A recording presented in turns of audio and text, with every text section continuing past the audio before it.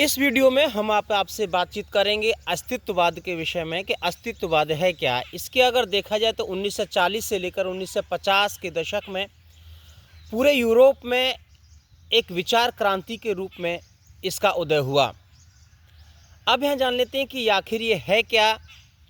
तो इसमें आप पाएंगे कि अस्तित्ववाद संपूर्ण विश्व में मानव को सबसे अधिक महत्व देता है, यानी यह मानता है कि मानव के अलावा जितनी भी चीज़ें हैं उतनी महत्वपूर्ण नहीं हैं जितना मानव। दूसरा है कि मानव साध्य है, शेष वस्तुएं साधन हैं, यानी पूरे विश्व में जितनी भी घटनाएं घटित होती हैं उसके पीछे मानव का ही हाथ रहता है। प्रकृति के जितने उपादान हैं वे सब वस्तु हैं। चौथा पॉइंट है कि मानव का जो महत्व उसकी आत्मनिष्ठा में है। मानव की पहचान उसके व्यक्तित्व के आधार पर होनी चाहिए, यानी अस्तित्ववाद कह रहा है कि किसी व्यक्ति की अगर पहचान आपको पता करनी है तो उसकी व्यक्तित्व अर्थात इसको अंग्रेजी में पर्सनैलिटी कहते हैं, उसके आधार पर होनी चाहिए। विज्ञान, तकनीकी और बुद्धिवादी की अतिशयता ने मानव को वस्तु बना दिया है। आज पूरे विश्व में आप देख रहे हैं कि तकनीकी का इतना हस्तक्षेप है कि मानव से पास रहते हुए भी बहुत दूर है, वह एक दूसरे से संवाद करने की भी स्थिति में नहीं है। तकनीकी ने कहें कि एक तरह से मानव को मानसिक रूप से विकलांग बना दिया है। सार्थ के अनुसार मनुष्य एक स्वतंत्र प्राणी है।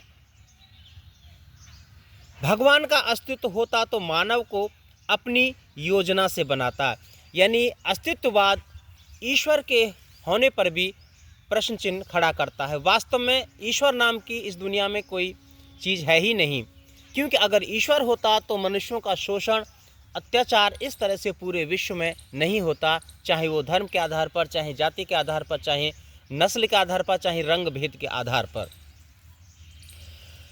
इसलिए साथ कहते हैं कि ईश्वर नहीं है, मानव स्वतंत्र है, यानी मानव प्रकृति का एक अंग है जो पूर्ण रूप से स्वतंत्र है।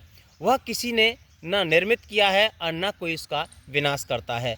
प्रकृति से ही मानव का निर्माण होता है, प्रकृति में ही उसका विनाश होता है। या आप दूसरी तरह से समझ सकते हैं, भारतीय समाज में हमारे हिंदी साहित्य के कवियों ने भी इस बात को स्वीकार किया है कि मनुष्य प्रकृति का ही एक तत्व है। प्रकृति के गोद में जन्म लेता है, उसी में पलता बढ़ता है, उसी में युवा होता है, उसी में वृद्ध होता है और अंत में प्रकृति की गोद में सिर रखकर चिर विश्राम पाता है, यानी मृत्यु को प्राप्त होता है। स्वतंत्र मानव वह है जो अंतरात्मा के अनुसार विकल्प चुनता है, यानी आप अपने जीवन का लक्ष्य या विकल्प अपने अनुसार नहीं चुनते हैं तो आप स्वतंत्र नहीं कहे जाते हैं, आपका कोई अस्तित्व नहीं है। स्वतंत्र वही कहा जाएगा जो अपनी अंतरात्मा के अनुसार निर्णय लेता है, किसी बाहरी दबाव से नहीं लेता है। कीरकेगार्ड भी इस बात को मानते हैं कि मानव को अपनी अंतरात्मा के अनुसार निर्णय लेना चाहिए, नहीं तो उसकी महानता पर संदेह होगा। यानी जब आप किसी के मानसिक रूप से गुलाम होते हैं तो आप अपनी आज़ादी खो बैठते हैं, अपना अस्तित्व खो बैठते हैं, आपका पूरी दुनिया में कोई वजूद नहीं होता है। जहाँ पार साथ कीरकेगार्ड, अल्बर्ट कामू आदि ने इस क्रांति में भरपूर योगदान दिया और इसका प्रचार प्रसार भी किया। कुछ समय के बाद आप देखेंगे तो पाएंगे कि अस्तित्ववाद को भी लोगों ने दो भागों में बांट दिया। आगे चलकर होता ही है, वैचारिक असहमतियाँ और सहमतियाँ हमेशा चलती रहती हैं, समय परिवर्तनशील होता है। इसीलिए इसमें देखा कि अस्तित्ववाद को दो भागों में बांट दिया गया। एक वर्ग वो था, कुछ लोग वो थे जो ईश्वरवादी अस्तित्ववाद को स्वीकार करते थे और दूसरे वे थे जो अनईश्वरवादी अस्तित्व को स्वीकार करते थे।